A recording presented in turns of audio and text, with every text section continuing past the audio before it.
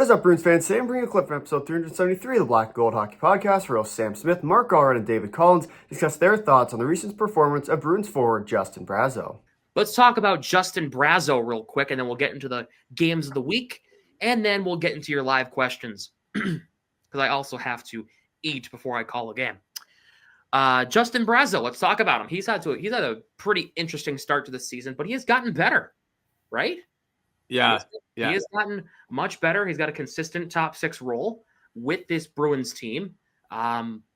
6 goals in the year, which is third or fourth in the team standings in goals, which is very impressive. Very excited to see that out of Brazeau this year.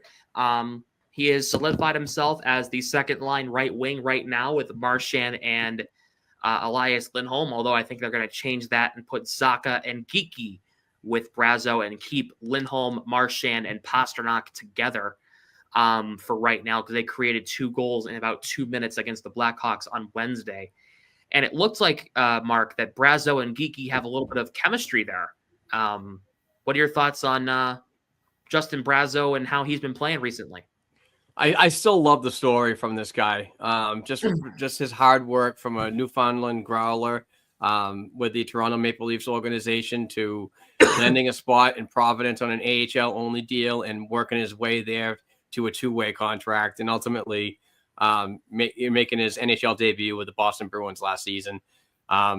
Again, great story and so on, but it's just, I wanted to talk about Justin Brazeau because it's just, people harp on him because of his speed, and we talk about it here all the time, but he does those little things for a big player that the Boston Bruins need, and that is a tenacious guy at the top of the key, top of the crease, just creating havoc.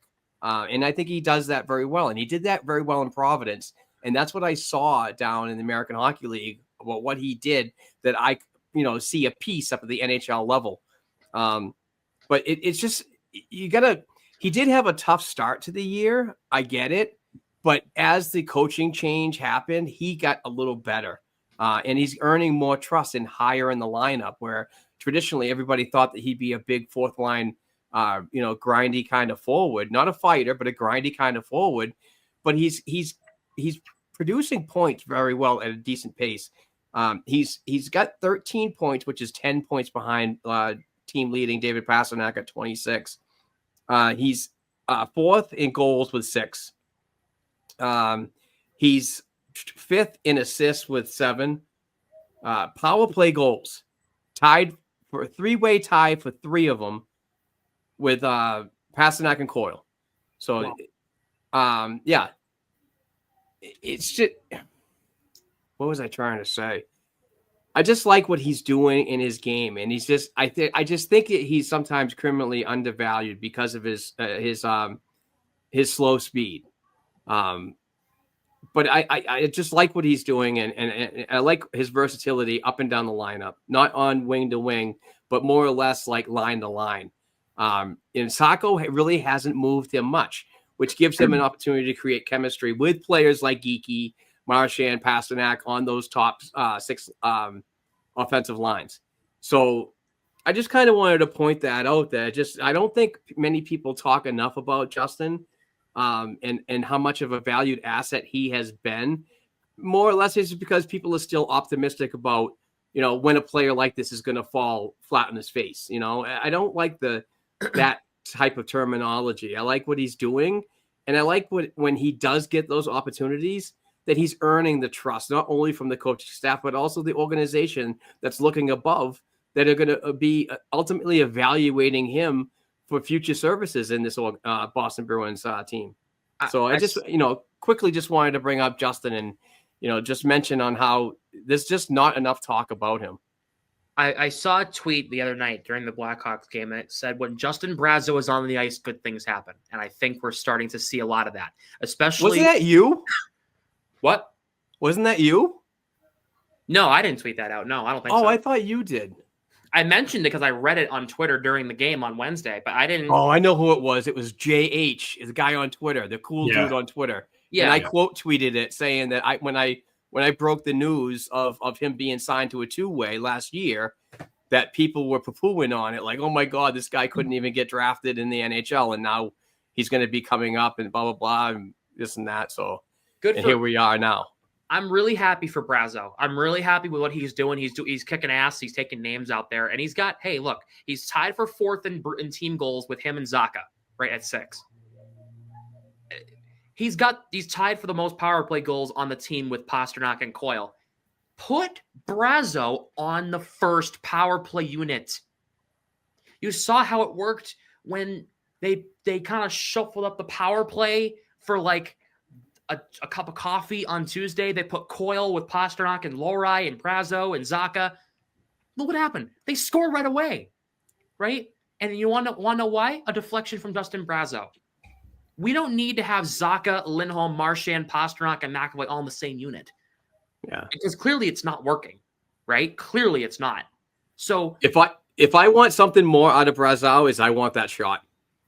Yeah, and I know it's hard for a big man to get a lot on it, but he's got a sick release, and he puts a lot behind it. If you could get a still frame of that stick when it's fully flexed, oh man, it is a weapon that needs to be used more often, in my opinion. But I do like what he's doing and the role he's playing.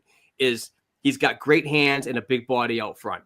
So he's got great tipping skills, but also has the IQ and the reaction time to go from facing a shot to spin around and look for a rebound for a second opportunity. Yeah. And also he can play pucks off the wall pretty well too. If a shot goes wide. Oh my God. His board battle is amazing. Puck possession is so good with him. Not even people just look at his speed and they forget about everything else about the game. Right. It's not even the board battles. It's just taking the puck and working his way to the front of the net, right? If he's on the side if he's behind the net and he has the puck, he is insane when he comes to working his way from behind the net to in front of the net. The moves he makes to try to work his way to the front. That's Brazeau. That is what he does. If you plop him in front of the net, a big frame in front of the net, and he can see the puck. He's tall. He's not like a short, big guy. He's a tall guy. If you work him from side to side, right, screening the goalie can't see. That's why I was saying, I've said this a few months ago on this very show. When the Bruins put Chara on the top, in front of the net on the top unit, you want to know why the power play was so successful? Because Chara screened the goalie every time. When Bergeron tied the game in Game 7 against the Leafs in 2013, guess who was in front of the net? Zdeno Chara. Boom. If you put Brazeau in front of the net, I'm not saying Brazeau's Chara, I'm not saying that, but a big guy in front of the net on the top unit, that can create more opportunities for Pastrnak. Maybe not to score, but to get points and looking for rebounds in front for Brazeau to stuff home. Letting Marchand work his way on that right side wall easier. Yeah, McAvoy will throw pucks on the net easier too because he has a big guy in front, right? I think this isn't rocket science. I think Brazeau's proven he needs to be on the top unit with Marchand, Pastrnak, McAvoy, and whoever the hell the center is. If it's Lindholm or Coyle, I don't care. Brazeau needs to be there, in my personal opinion. So I have to write an article about that, Sam. Just use what you said as a topic. You can quote me on that. I don't care. You can quote you. I will quote you. You can quote me and put it on there. You can quote me and put it on there.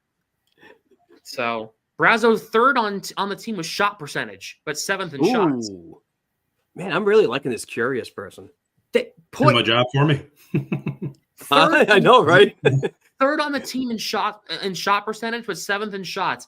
That's a guy I want on the power play. I don't know. I don't know. Maybe but I think that's what you need on the power play. Look, Sam, before we move on, I'm going to throw in a couple things there if you don't mind. Good. So just looking over his career, he's been around for a while between like the OHL, AHL, ECHL, and NHL. He was a first-team All-Star in the OHL in 2018, 2019, and for good reason. So he played for the North Bay Battalion. He had 68 games. He had 113 points that year.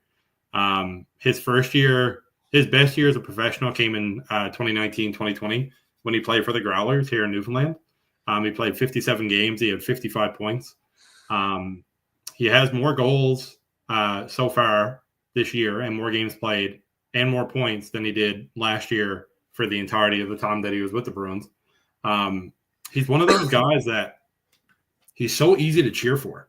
Like, my brother and I love big guys, like 6'6", 6'7", 6'8". So we love Justin Brazeau. But he's so quiet, and like he doesn't say a whole lot, but his demeanor on the ice and the way that he plays, and it's just so easy to cheer for a guy like that. So I'm really happy he's with the Bruins. I love seeing the fact that he's no longer considered only a fourth liner.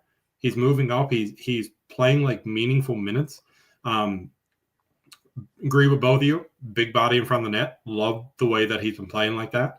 And I guess there's a little bit of it too that it's kind of sweet that, he was with Toronto and then he came and found his footing with the Bruins. That's always a little bit of a sweet spot too. So and scores against Toronto. Of course, right? I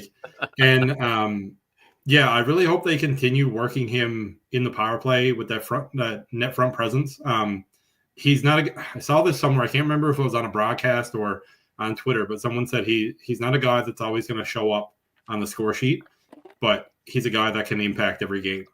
And I think that's something that we can really take into account when we watch him play. So, yeah, he's a pleasure to watch, and he's definitely one of those guys that doesn't get enough credit for what he does. And I'm really excited to see him grow, and I hope he stays around with the Bruins for a long time. Yeah, absolutely. I'm not. When's his contract up? Is it this year? I think he's only on a 1-year deal right now. No, it was a 2-year that was signed last year when he came up. So is he a free agent? That's what I'm thinking. I can look at Puckpedia right now if you guys want to keep talking. Justin Brazeau. 2-year deal, 1.5 mil, average of 775. Okay, yeah. Yeah, so. What I'm saying is re-sign him, please. Yeah. I mean, he's definitely making a case for an extension, and I would not mind that at all. I think he deserves a contract extension of a couple years at maybe $1 million, $1.5 million. I think he's earned that. He's a very useful player. So he's a UFA after this year. Make sure you re-sign him then, because you don't have the rights to him. You make sure you re-sign him. All right, let's get that done. I don't think he wants to leave. I would want him back. That's a guy I want on this team down the line. He's very useful. Like what you saw? Be sure to come back next week for episode 374 of the Black and Gold Hockey Podcast for hosts Sam Smith, Mark Allred, and David Collins discuss their thoughts and reactions to all things Boston Bruins. See you then.